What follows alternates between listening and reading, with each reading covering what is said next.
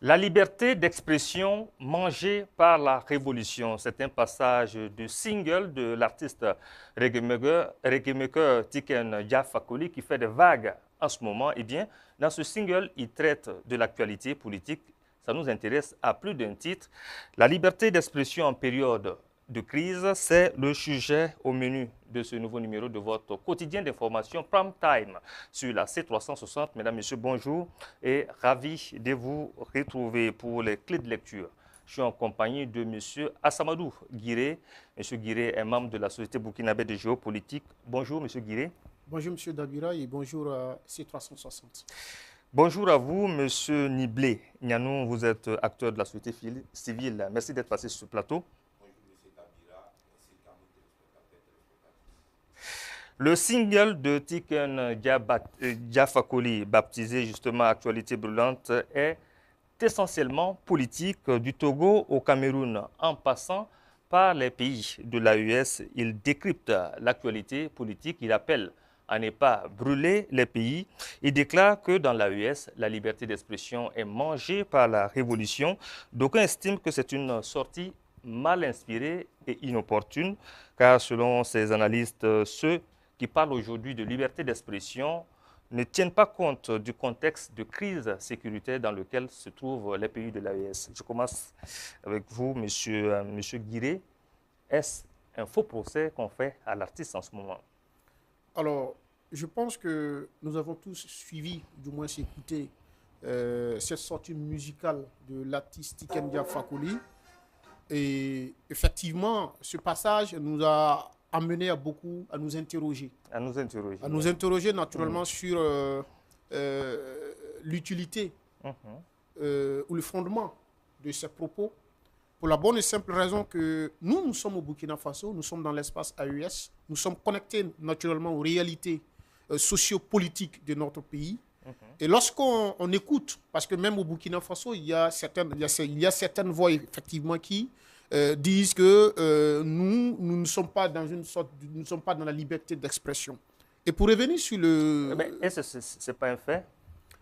Je pense que ce n'est pas un fait. Mais un fait critiquable quand même. Parce que, vous savez, nous le disions avant l'arrivée du capitaine Ibrahim Traoré au pouvoir, que la liberté d'expression n'existe nulle part au monde. Nulle part au monde. Même ceux qui nous vantent la liberté d'expression aujourd'hui, chez eux, il n'y a pas la liberté d'expression. Vous prenez un pays comme la France, 90% des médias français sont contrôlés par des lobbies, par des entrepreneurs, par des industriels. Vous partez aux États-Unis également, c'est la même chose. Ça veut dire que c'est quelques individus qui donnent des orientations, qui donnent les lignes éditoriales à l'ensemble donc de ces médias. Et dans un tel contexte, on ne peut pas parler de liberté d'expression. Donc, vous convenez avec ceux qui disent qu'actuellement, quand on parle, ceux qui parlent généralement de liberté d'expression ne tiennent pas compte du contexte. Effectivement, nous voulons d'abord dire que non seulement ces derniers ne tiennent pas compte du contexte, mais ces derniers également oublient que la liberté d'expression n'existe nulle part au monde. Vous savez, on ne peut pas parler de liberté d'expression dans un pays qui est dans un combat de liberté. Le peuple burkinabé, le Burkina Faso, ou du moins l'AES, est dans un combat pour la libération de l'espace AES. Et dans un tel contexte, lorsque vous parlez de la liberté d'expression, vous faites preuve justement de naïveté, vous êtes dans le décor, vous êtes dans le superficiel. Parce qu'aujourd'hui, les peuples de l'AES, les peuples du Burkina, du Mali et du Niger sont dans la profondeur, sont dans la réalité. Et dès lors justement que vous n'êtes pas connecté aux réalités sociopolitiques de ce pays, vous ferez justement des mauvaises analyses, vous aurez des limites dans l'analyse sur justement la liberté d'expression. Est-ce que vous diriez que c'est une sortie à dessein? Pour résumer. C'est une sortie à dessein pour nous, pour la bonne et simple raison que, vous savez, Tiken Jah, il y a eu beaucoup d'initiatives qui ont été prises par les autorités de l'AES. Mais je pense qu'il n'a pas évoqué donc ces sorties, il n'a pas salué ou du moins apprécié l'ensemble donc de ces initiatives. Mais pourquoi aujourd'hui parler justement de la liberté, faire une focalisation sur la liberté d'expression tout en oubliant. Vous savez, l'armée malienne a récupéré la ville de Kidal. On aurait souhaité qu'un artiste comme Tiken Jah Fakoly chante le louange justement de l'armée. Et si en ce moment il n'était pas inspiré, parce que l'artiste, chaque sortie de l'artiste n'est pas fait de façon méthodique, n'est pas fait de, on ne peut pas programmer, tout dépend des inspirations du moment. Oui, tout à fait, mais nous pensons que l'inspiration d'un artiste ne doit pas venir seulement que dans la contestation, ou du moins pour la contestation. L'artiste aussi, il doit justement reconnaître le mérite, non seulement parce qu'il est dans il est dans le reggae. Le reggae également, c'est de reconnaître le mérite de ceux-là qui se sacrifient pour la mère patrie, à savoir pour l'Afrique. Et aujourd'hui, si pendant la libération de la ville de Kidal, il n'a pas été inspiré, nous pensons qu'il est mal placé pour parler de la liberté d'expression au niveau donc de la mal placé pour parler de la liberté d'expression. Monsieur Nianou, regard critique sur cette sortie. Sortie inopportune ou bien c'est naturel et normal que l'artiste fonde également un article quand il est inspiré? Et d'abord, merci pour la parole donnée. Et avant même de m'appréhender sur cette thématique, permettez-moi d'adresser mes vives salutations hautement patriotiques à l'endroit de nos forces de défense et de sécurité et des VDP qui se battent corps et âme pour réellement libérer l'étendue du territoire national et d'assurer notre intégrité territoriale et notre dignité sécuritaire. C'est sur ce point-là que je me lance dans ce but du sujet pour réellement apporter mon regard sur la sortie du single de l'aîné, du grand frère et même du papa Tiken Jah. D'abord, je m'en voudrais de me lancer dans un regard d'intention vis-à-vis de Tiken Jah, parce que, qu'on veut ou pas, Tiken Jah reste un baobab de la musique africaine, du reggae africain, une icône. Mais nous pensons réellement que Tiken Jah, dans sa sortie du single, a manqué d'un certain nombre d'appréciations vis-à-vis de la musique qu'il a fait sortir, je veux dire, du single. C'est dans cette même posture que les différentes procès ont été mis à son égard, qui sont d'ailleurs même légitimes, parce que les peuples du Sahel, du Burkina Faso, du Mali et du Niger, sont des peuples qui sont confrontés à un certain nombre de réalités que tout le monde ne peut pas appréhender à partir du moment où nous ne sommes pas dans les mêmes contrées. Donc, nous pensons réellement que lorsque on prend son single, il dit qu'il ne faut pas gâter l'AES. Or, nous sommes tous unanimes conscients que l'AES a été mise en place sur la base d'un contexte précis. Il s'agit de la question de l'insécurité qui a animé le Sahel depuis les années 2012, qu'on a eu la chute du Mali, après du Burkina Faso et après le Niger. Vis-à-vis de cela, les peuples africains, à travers les trois dirigeants, ont essayé de se mettre ensemble, partant sur la base de l'émanation du Liptako Gourma, qui est culturel. Et lorsque on remonte sur le plan économique, on a eu le Niger qui a été objet des sanctions inhumaines vis-à-vis de la CEDEAO et de l'impérialisme occidental. Oui. Bon, on ne va pas faire l'historique, mais revenons sur la question de on revient toujours sur la question. Et on repart sur la question sécuritaire, si vous me permettez, très rapidement. Sur la question sécuritaire. On a eu ces questions qui ont été mises ensemble. Et lorsqu'on prend la musique qui a été donnée par Tiken Jah, on voit que l'ensemble de tous ces contextes ont été minimisés. Tout dernièrement, on a eu la mise ensemble de la coalition des États du Sahel qui se sont mis ensemble pour aller combattre les terroristes au niveau de la zone des Taouzanten. Là où, au Mali. Oui, là où réellement on avait un ordre de terroristes qui était en train d'être mis en place pour pouvoir mettre en déroute nos forces armées de sécurité. On aurait voulu voir un Tiken Jah réellement se lancer dans une musique qui chantait les louanges de cette coalition d'armées, parce qu'aujourd'hui, nous estimons que l'AES a plus besoin d'apport que de critiques. Donc, nous pensons que... De critiques positives pour galvaniser ceux-là qui donnent de leur vie pour libérer l'indépendance réelle à nos territoires. Oui, c'est de cela qu'il s'agit. Mais lorsque on a un artiste qui critique sans même proposer des solutions, nous pensons qu'il y a un problème. Et ce problème est réellement ce qui a amené la majorité des peuples du Sahel et a mené ces critiques vis-à-vis de l'artiste. Monsieur Guiré, ceux qui abusent de la liberté ou qui brandissent tout le temps la liberté d'expression dans nos contextes, dans les pays de l'AES, sont en mission. C'est la lecture de certains. Est-ce que vous partagez cela? Incontestablement. Vous savez, Sankara le disait, et le peuple aime la liberté. Nous aimons tous la liberté. Et ceux qui chantent les louanges de la liberté d'expression n'aiment pas la liberté d'expression que nous autres. Le capitaine Ibrahim Traoré aime la liberté d'expression. Mais la liberté pour les hommes honnêtes ne doit pas être la liberté pour les hommes malhonnêtes d'atteindre aux intérêts primordiaux du peuple burkinabé. Il y a certains qui, sous le couvert de leurs intérêts politiques, de leurs intérêts idéologiques, veulent justement non seulement nuire à la dynamique actuelle, et ils veulent qu'on le laisse justement tenir un certain nombre de propos, de critiques, parce que ces critiques, comme le Sankara même le disait, iront dans le sens de déclencher des contestations. Du coup, c'est des projets politiques, c'est des ambitions politiques. Comment voulez-vous qu'on vous traite autrement si, à travers la liberté d'expression, vous voulez mener un combat politique? Nous allons vous traiter comme des politiciens, nous allons vous traiter comme tels. Et nous estimons aujourd'hui que tous ceux et toutes celles qui voudraient naturellement aller dans le sens de la critique positive, nous pensons que des canaux sont mis à la disposition de tout le monde. Vous pouvez écrire, il y a des lettres confidentielles que vous pouvez adresser au chef de l'État. Au niveau des ministères, il y a des propositions concrètes que vous pouvez faire. À suivre donc le sens de ton regard, ces deux artistes auraient été payés pour ça. Je ne ferai pas Qu'est-ce qui gagnerait justement à faire cela? Non, vous savez, c'est comme des syndicats. Il y a certains qui se plaisent dans la contestation et dans la critique négative. Tout ce qui ne va pas, ils font des fixations sur tout ce qui ne va pas.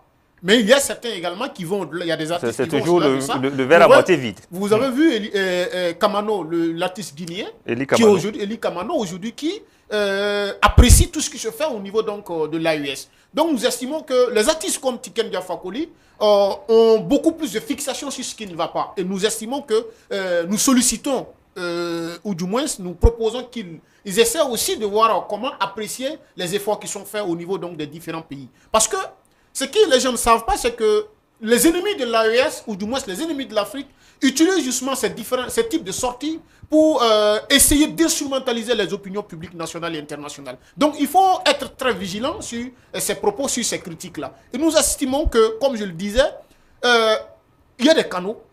Aujourd'hui, nous sommes en guerre.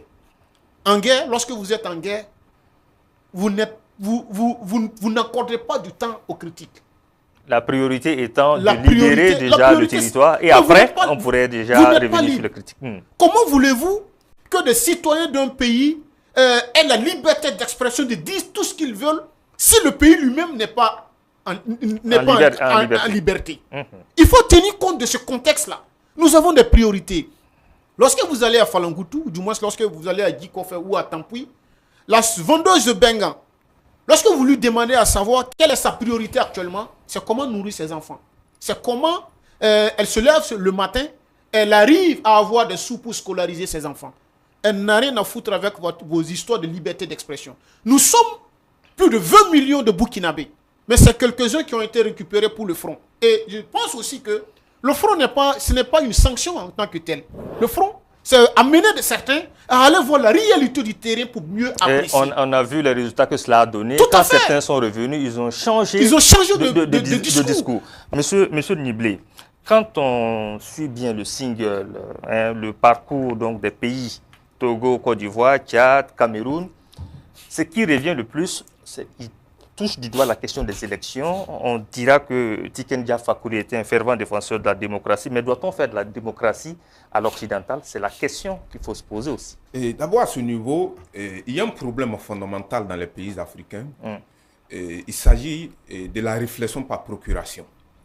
C'est un problème fondamental pour l'intellectuel africain. Jusque-là, les peuples africains ne sont pas encore arrivés, c'est-à-dire l'intellectuel, à redéfinir les choses tenant compte de notre contexte. Raison pourquoi, jusque-là, nous avons toujours des problèmes institutionnels et constitutionnels dans nos différentes nations.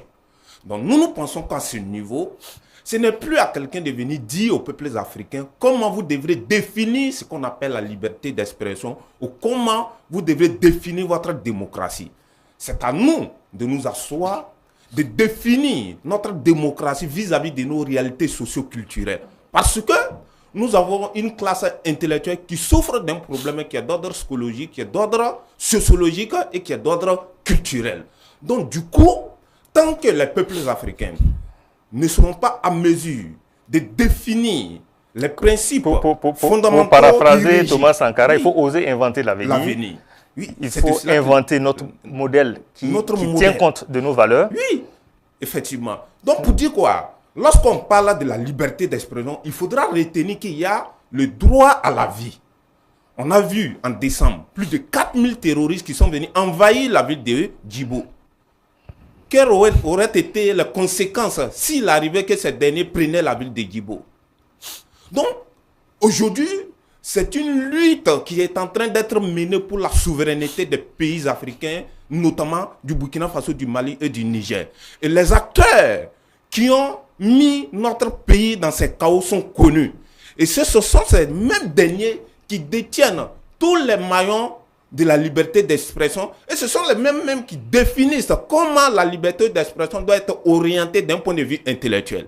Donc pour dire que ceux-là même qui parlent de la liberté d'expression aujourd'hui sont des gens à quelque part qui sont utilisés sans même savoir, de façon consciente ou inconsciente, qui sont utilisés. Ils réfléchissent donc par population comme vous l'avez déjà dit. Alors, même ces médias, quand vous prenez les grands médias qui sont exemples médiatiques aujourd'hui, au moins RFI, France 24, aujourd'hui sont sous tutelle du Quai d'Orsay français. Lorsqu'on parle du Quai d'Orsay français, on parle du ministère des Affaires étrangères français. On repart au niveau des 90% des médias occidentaux, vous verrez que ces 90% appartiennent à des lobbies tels que la famille Rothschild et Rockefeller, qui détiennent 50% de la richesse mondiale et qui disent comment doivent fonctionner les médias pour pouvoir maintenir les peuples dans le chéquier de la pauvreté, afin de se maintenir eux aussi dans le chéquier des grandes nations et de dominer le monde. C'est de cela qu'il s'agit. Monsieur Guiré, est-ce que vous avez l'impression qu'en Afrique, on se borne à vouloir faire de la démocratie à l'occidental? Oui, c'est la question. Vous savez, il faut que, je pense que Nyanou l'a si bien souligné, nous réfléchissons beaucoup par procuration. Mais ce qu'il faut retenir essentiellement, c'est que la démocratie est un argument de recolonisation de l'Afrique. Vous savez, pendant la période précoloniale, lorsque les explorateurs venaient en Afrique, ils avaient un argument, celui de la civilisation de l'Afrique. Aujourd'hui, c'est la démocratisation de l'Afrique.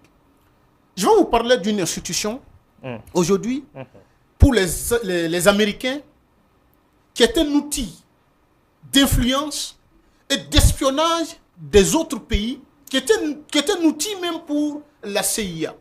Il s'agit de la Fondation nationale pour la démocratie, financée par le Congrès américain, où les acteurs sont principalement les services du renseignement secret des États-Unis. Quel est le rôle de la Fondation nationale pour la démocratie?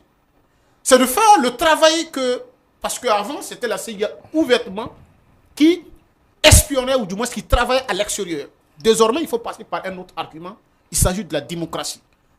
Même chose au niveau donc de la France.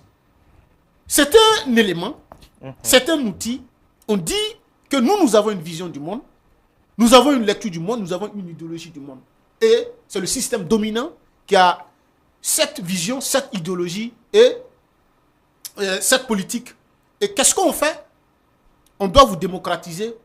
Dès lors que vous ne respectez pas tous les critères où nous pouvons avoir des facilités de marché. Ce sont les maîtres à penser, ceux qui ont la vérité, ceux qui ont droit à tout et qui doivent toujours fixer la direction à suivre. Tout à fait. Ils ont leurs règles, ils établissent leurs propres règles, ils établissent leurs propres principes de vie.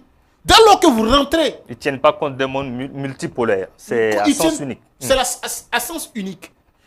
Lors que vous respectez leurs intérêts, vous êtes démocratique.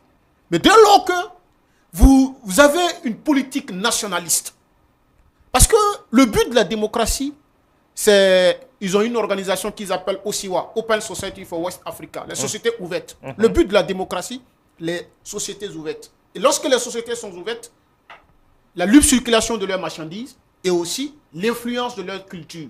Parce qu'ils veulent aussi influencer le monde à travers Jean-Claude, vous voyez aujourd'hui les LGBT, l'idéologie woke.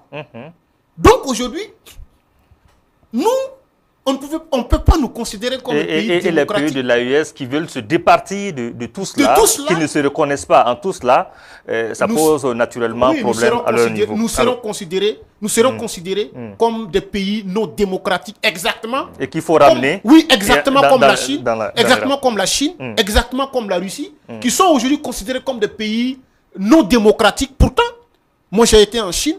Lorsque vous arrivez, les Chinois, ils ne trouvent pas de problème avec leur système politique. Les Russes ne trouvent pas d'inconvénients avec leur système politique. Mais ce sont les autres qui disent qu'ils ne sont pas démocratiques. Voilà donc des jugements à géométrie variable. Monsieur Nyanou, lors de son passage à Ouagadougou, Tiken Jah annonçait par rapport justement à la question de la liberté d'expression qu'il ne fallait pas, dans le cadre justement de la liberté d'expression, exposer les forces combattantes. Est-ce que à travers cette sortie, il pourrait se contredire? Est-ce que cette sortie ne pourrait pas exposer justement des forces combattantes? Oui, et à ce niveau, comme on le dit, en temps de guerre, il y a deux options. Soit vous êtes pour, soit vous êtes contre. Et lorsque aujourd'hui, un Tiken Jah qui est un exemple pour la musique africaine, fait sortir un single et remet en cause la question de la liberté d'expression. Mais est-ce que ça pourrait exposer les forces combattantes? Moi, je pense que ça expose les forces combattantes dans la mesure où l'ennemi qui attaque nos forces combattantes dans les différentes lignes de front est un ennemi qui ne tient pas compte de la liberté d'expression. Donc, lorsque nos forces combattantes répliquent automatiquement, ceux-là même qui détiennent les différents maillons de la liberté d'expression utilisent ces différentes singles et musiques pour réellement remettre à l'ordre nos forces de défense et de sécurité. Remettre en cause. Oui, effectivement. Donc, du coup, il y a un problème fondamental. Pour dire quoi? Qu'aujourd'hui, la question de la liberté d'expression est une question qui est déposée sur la table afin de permettre à tous ceux qui sont dans la logique occidentale de ne pas lever la tête contre l'Occident. Parce que ce sont des chaînes qui aliènent l'avenir de nos nations et de nos sous-nations. Donc, du coup, il y a un problème fondamental. Et ce problème fondamental est lié à quoi? Est lié du fait que les différents maillons qui rentrent en ligne de compte de la liberté d'expression n'émanent pas de nous-mêmes.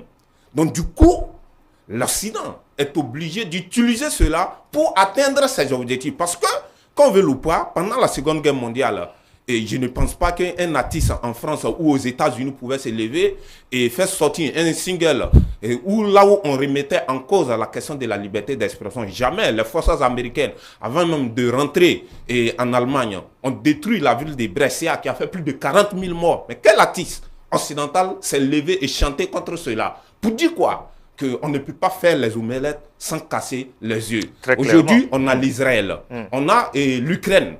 Il y a des gens qui sont pris de force pour aller en guerre. Tout simplement parce qu'on estime que l'intégrité territoriale, la souveraineté d'un pays dépasse toutes ces questions de la liberté d'expression. Parce qu'une chose est sûre, que si nous sommes assis à Ouagadougou en train de parler de la liberté d'expression, c'est parce qu'il y a des gens qui se battent. Si il arrive que les terroristes rentrent à Ouagadougou, c'est sûr et certain qu'on n'allait plus jamais parler de la liberté d'expression. Raison pourquoi nous pensons, nous estimons en amont qu'il faudra que nous arrêtons de nous faire utiliser par ces Occidentaux qui n'ont rien à foutre avec la liberté d'expression. Ils sont là pour les ressources minières, minéralogiques et même énergétiques de nos différentes nations. Parce que quand on prend la zone du Liptako-Gourma, qui est la zone des 3 frontières, est une zone riche en ressources minières et ils le savent que l'avenir du monde est au Sahel. L'avenir de toute la planète est en Afrique. Donc du coup, la France, se trouvant dans un état de retranchement, utilise cette question de liberté d'expression afin de revenir en force et de passer à la recolonisation des pays africains. On a eu le général en un mot, le combat de l'AES est un combat pour l'Afrique. Pour l'Afrique. Parce que le Cointre a dit à travers plusieurs interviews qu'il faut venir recoloniser les pays africains. On a vu l'ambassadeur de l'Ukraine qui a déclaré de façon officielle que l'Ukraine rentre comme partie prenante dans la guerre dans la guerre du terrorisme. Mais quel a été l'avis de nos leaders d'opinion? Quel a été l'avis de tous ces artistes qui sont en train de chanter? Engagés, qui auraient dû donner de la voix. Oui, ils auraient dû donner de la voix. C'est-à-dire ils sont en train de nous agresser devant tout le monde. Et à partir de ce moment, on voit des gens qui parlent des questions qui sont nulles. Pour moi, nulles et non avenues. En tout cas, vous avez parlé tantôt de terroristes qui, si ces terroristes rentraient à Ouagadougou, ça allait en tout cas faire changer d'avis à certains. On s'imagine que cela n'arriverait jamais. Nous sommes à 69% de reconquête du territoire national. Les lignes bougent à ce niveau. Monsieur Guiré, alors on a moins de 5 minutes. Je te retourne la même question. Tiken Jah, de son passage à Ouagadougou, affirmait par rapport à la question de la liberté d'expression qu'il ne fallait pas sur l'autel, donc sur le prétexte de liberté d'expression, exposer justement des forces combattantes engagées pour la libération de notre territoire. Est-ce que cette sortie, ce Sungel, pourrait exposer justement les forces combattantes? Naturellement, je pense que le camarade Yanou l'a si brillamment et très bien expliqué. Effectivement, vous savez que depuis le début de cette crise, si nous étions dans la dynamique actuelle, si nous étions dans la posture actuelle, on aurait dû contenir la menace. On a laissé faire. Vous savez qu'au début, au nom de cette liberté, au nom justement du droit, nos forces de défense ne pouvaient pas agir face à certains ennemis. C'est lorsque le phénomène a commencé à prendre de l'ampleur qu'on a oublié certains principes du droit et allé justement dans une guerre à proprement dite. Et souvenez-vous, lorsque le capitaine Ibrahim Traoré prenait le pouvoir, il a déclaré que nous sommes en guerre. Mais est-ce que vous savez que le droit aujourd'hui ne reconnaît pas que nous sommes dans une situation de guerre? Mais le capitaine Ibrahim Traoré, ayant été au front, ayant été sur les théâtres d'opération, sait pertinemment et a compris la nécessité de déclarer la guerre. Et il a déclaré la guerre aux ennemis. Dès lors que nous sommes en guerre, vous savez, il y a des expressions, il y a des choses qu'il ne faut pas se permettre.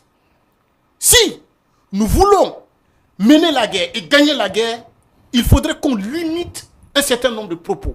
Il faudrait qu'on limite un certain nombre d'actions.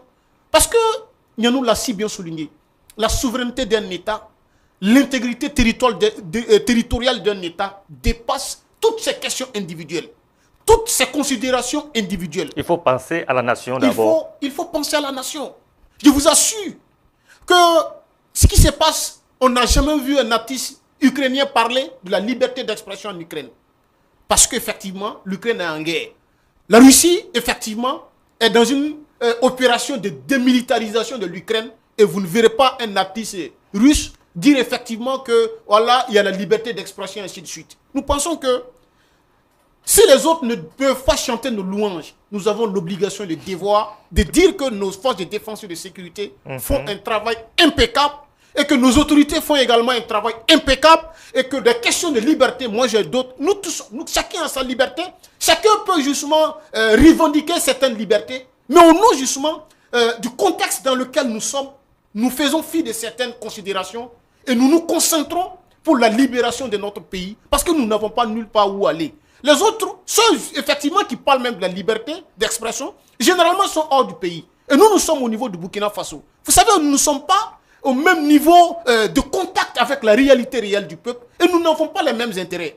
Nous, notre intérêt, c'est la liberté de notre peuple. C'est la liberté, ou du moins la récupération de l'intégrité territoriale de notre territoire. Mais certains ont d'autres intérêts, ont d'autres pays où s'exiler. Mais vous et moi, nous avons où aller. C'est le Burkina Faso, c'est Ouagadougou, c'est au village. Et nous voulons que nos parents, nos proches, qui aujourd'hui sont considérés comme des déplacés internes, puissent regagner leur village respectif. C'est ce qui nous préoccupe le plus. Maintenant, quant à la liberté d'expression et autres, nous allons mener la guerre, nous allons mener le combat, et si nous libérons le pays, après on pourra parler de liberté d'expression. Et de démocratie aussi. Voilà donc qui met un terme à cette émission. C'était à l'instant M. Assamadou Guiré, membre de la Société burkinabé de géopolitique. Merci M. Guiré d'être passé. Merci à vous également pour la confiance. Merci à vous M. Niblé, Nianou, vous êtes acteur de la société civile. Merci pour vos analyses pertinentes sur ce sujet d'actualité. Merci à vous pour l'intérêt accordé. Merci à vous, fidèles téléspectateurs de la C360. Restez toujours connectés à nos programmes et à très vite avec d'autres sujets de débat d'actualité.